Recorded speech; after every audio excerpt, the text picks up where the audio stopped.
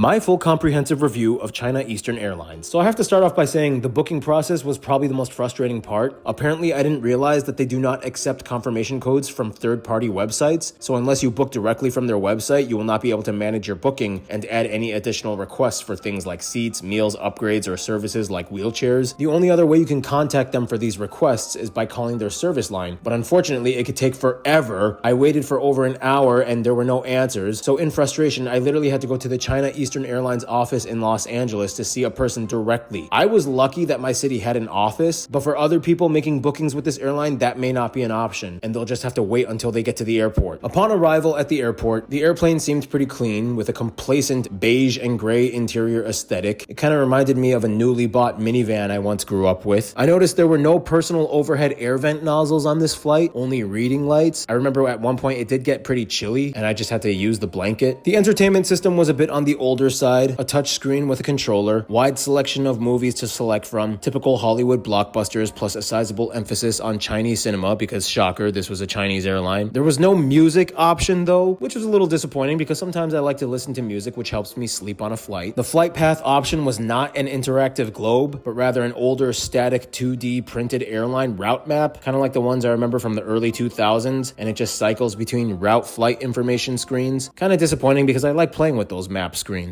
I'm glad there was a game selection screen as well. I actually like to kill more time playing games on flights rather than watching movies, but these games were kind of classic board and card game options. Nothing super engaging. Mealtime. Dinner was an option between chicken and noodles or fish and rice. I had the chicken and noodles, which was served with dates and wood ear mushrooms. Overall, tasted okay. Pretty much tasted like Chinese food, what can I say? Although I will say the mango mousse cake was a very delightful added touch. The bathrooms were very standard and basic, nothing over the top or extra. The staff and crew were very nice and helpful, no complaints, they did their job. If I had to summarize, I would say the flight was incredibly okay. Honestly, if it weren't for the booking problem before all this started, I may have ranked this airline a little higher, but because of the frustration at the beginning, I'm gonna have to give this airline an incredibly average 5.1 out of 10. The 0.1 because the mango mousse cake boosted them up just a little bit. Cheers.